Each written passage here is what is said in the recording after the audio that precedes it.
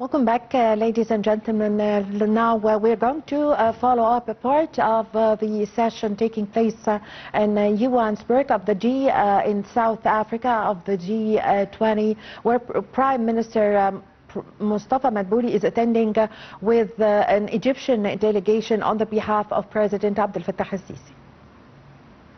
Reform and partnership. This is not a call for charity, it is a call for a new global compact that positions Africa as a pillar of a more balanced, prosperous, and resilient international order. Thank you, Your Excellency. Thank you, Mr. Joel Nachitenge. That was exactly less than 3 minutes. We'd like to thank you for that. The next report is on inequality, and I'd like to ask Professor Jayati Ghosh and Ms. Winnie Byanyima to present the report. And they also have 3 minutes.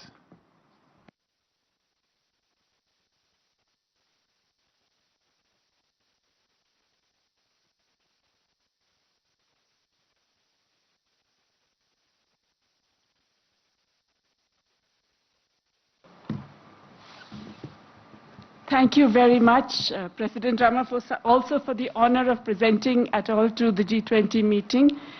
We will try and take 4 minutes, if you allow us, 2 for me and 2 for Winnie Byanyima, because we have some important points to make, very, very briefly, if you will forgive us. It is a great honor and privilege. We just want to identify some of the major trends that we found while consulting extensively for this report. And we really would like to emphasize also a proposal that we have, which we believe is ultimately very achievable. First, global inequality remains very high. It did come down slightly since 2000 because of China, but it remains very high, and recent years have seen an increase. But mostly, the problem is the concentration of wealth and income at the top, and the excessive power that that generates to influence regulations, to influence institutions, and to impact on what governments do. We found also that there is a very significant shift in terms of public and private wealth. Private wealth has accelerated dramatically, often because of a transfer of net assets from public to private hands, which in turn has reduced the fiscal space of governments. We found also that, contrary to what was a common belief, inequality hampers growth. It actually inhibits better performance, and therefore G20 leaders from across the political spectrum, if you want to see broad-based progress that benefits citizens, then you must take steps to address inequality. We also found that inequality undermines political stability and democracy, as has already been mentioned, and leads to very adverse social and environmental impacts, particularly through its multidimensional effects. I now pass on to Winnie Byanyima. Thank you, Jayati. Thank you, Excellency the President. I too thank you for commissioning us and for putting this issue of inequality at the very heart of the international agenda. It's historic. Jayati has set out the drivers of inequality. Our report considers different practical, pragmatic, and very possible ways to respond to these drivers of inequality, much of it based on what governments are doing or have done. Your Excellencies, whether it is about reining in corporate concentration and monopolistic behavior, whether it is about reforming intellectual property regimes while fostering innovation, whether it's about governments providing needed fiscal space for developing countries, all these are achievable through international cooperation. So our report looks at ways to achieve this through national or international means. Our main recommendation, the primary recommendation of this report is the creation of an international panel on inequality. We find that there is a lot of information out there. Knowledge has been collected, many data sets. However, we find the more we know, the less we know. And the more we know, the more we understand the need to have a platform where there is reliable, comprehensive knowledge for all to use. We envisage a globally balanced international body that would provide a technical service to synthesize and provide authoritative and independent assessments and analysis of inequality. It will be available to everyone, policymakers, private sector, civil society, trade unions, and the media. Our recommendation is inspired by the tremendous work of the IPCC, which has helped governments to address climate change, or also the approach of the new scientific panel on artificial intelligence. We do not envisage some big global institution, but a lean body bringing together a network of research institutions and individual scholars and experts. It should have authority and carefully guarded independence. Most of the work will largely be done by researchers contributing their time voluntarily.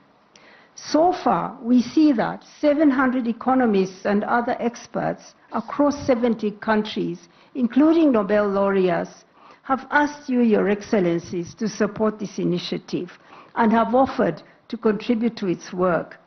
Over 30 former presidents and prime ministers have also endorsed the proposal. We're pleased to see governments supporting this new body. We are hopeful that many more governments will support it as a practical way to help your own policymakers to address inequality. It would be a game changer at the crossroads of academia, policy, and practice. Thank you, President Ramaphosa, for entrusting us with this important task. We hope that the distinguished leaders of the G20 sitting here in South Africa, the country that has experienced inequality like no other, will decide to take forward this vital new initiative. Thank you very much. Thank you very much, my two sisters, for presenting this report, and indeed thank you to Mr. Joel Netshitenge. These are the two reports that we spoke about when we started, and we thought that they should be deposited here, much as they have not really been formally discussed during the whole process of the G20. They are deposited here so that we may all internalize them, discuss them. There are reports that can be taken forward in a number of other forums.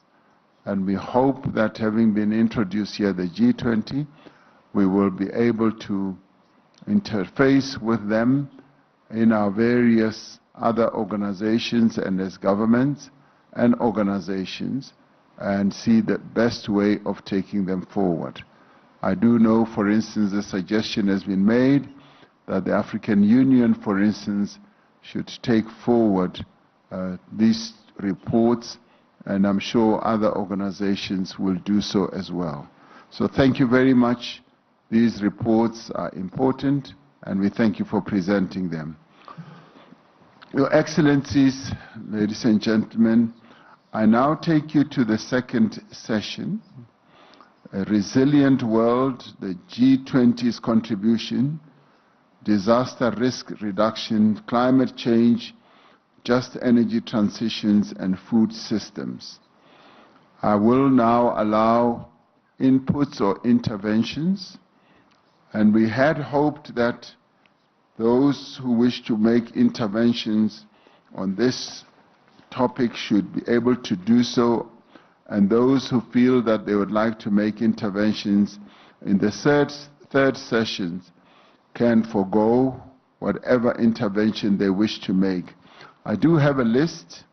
We are working against time because the morning was rather important in terms of having the declaration adopted, but allowing those who were making interventions a little bit more time as they wanted to express themselves. Now, we want to limit inputs to strictly the minutes that are set out, 4 minutes each, and thereafter we will go to 3 minutes each for invited countries. I will make my intervention later, and I would now like to ask President Lula da Silva, the President of the Federative Republic of Brazil, to make his intervention in this regard.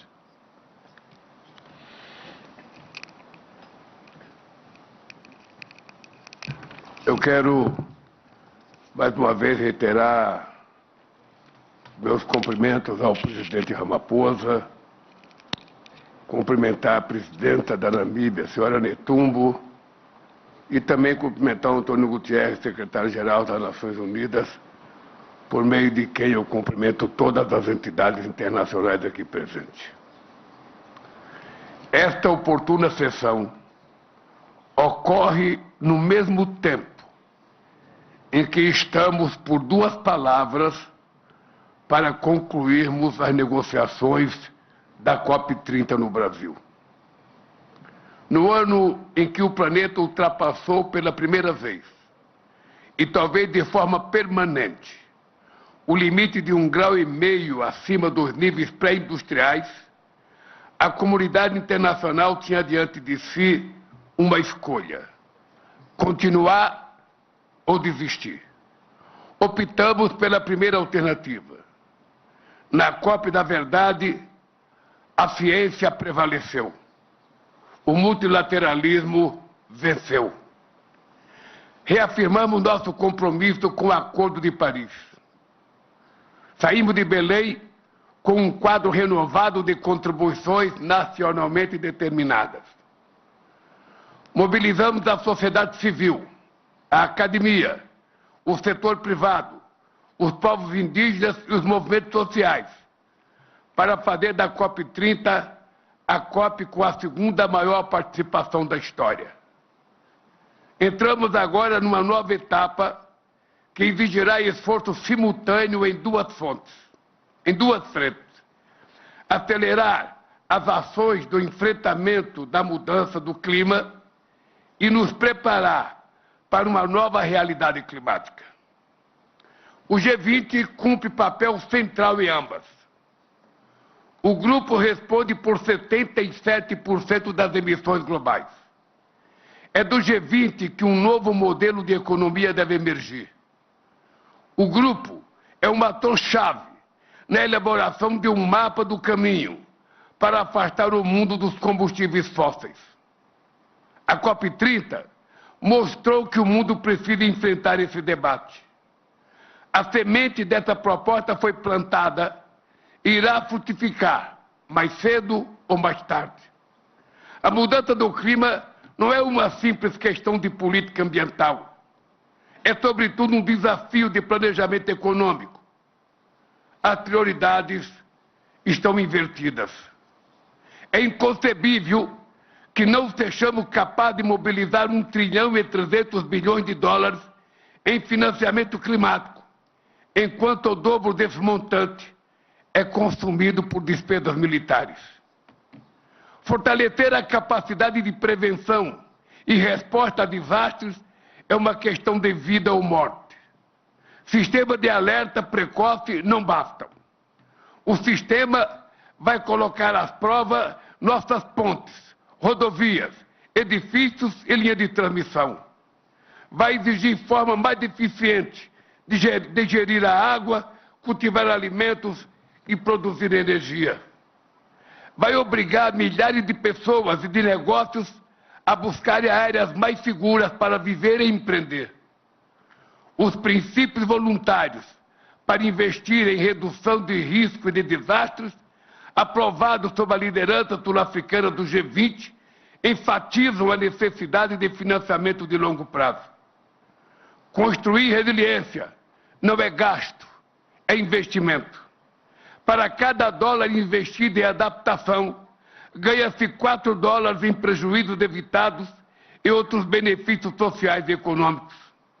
Mas um mundo resiliente não se faz apenas com infraestrutura. Quando alguém é atingido por um evento extremo, são as políticas públicas do Estado que ajudam a se reerguer.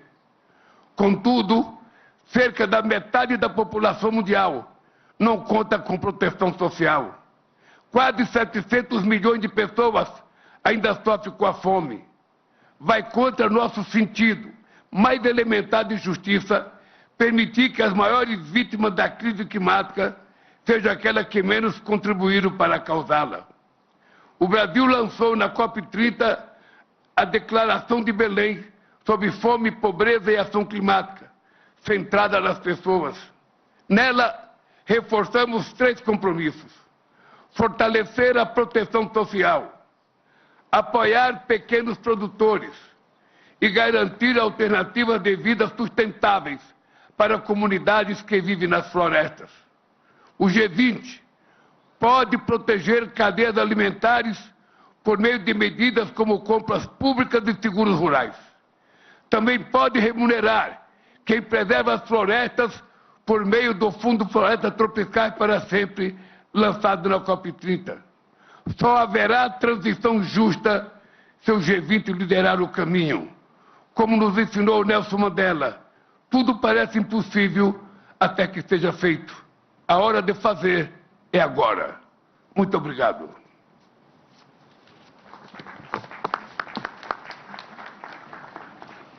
Thank you, President Lula. I'd now like to ask His Excellency President João Manuel Lorenzo, the President of the Republic of Angola and the Chairperson of the African Union, to take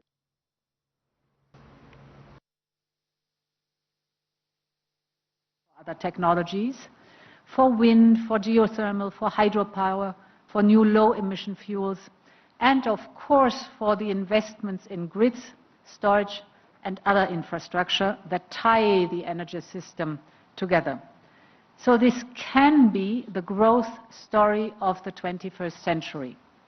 And therefore I would like to assure you of 2 things. First, I want to assure you of Europe's commitment to lead by example. We are firmly on track to meet our own 2030 target. We have an ambitious NDC for 2035, and we have the goal to be climate neutral by 2050, so Europe is staying the course. Second, I want to assure you of Europe's commitment to partner with developing economies, to mobilize investments in clean energy around the world. And here let me give you 4 figures that are telling. Of the 2 trillion invested globally in clean energy last year, only 2%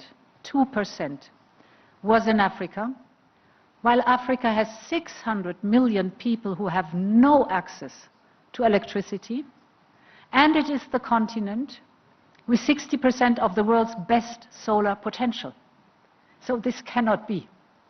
We must change this imbalance. And that is at the core of Europe's Global Gateway Initiative. These are 150 billion euros investment program for Africa, of which 25% goes into grids and into interconnectors. And that is also why, together with South African President Cyril Ramaphosa, my friend, we launched the campaign called Scaling Up Renewables for Africa. Yesterday we had a big pledging event. We are working with governments and the private sector, and thank you to many, many of you around the table who contributed to the pledging event. We reached 15.5 billion euros pledges for investment in renewables in Africa.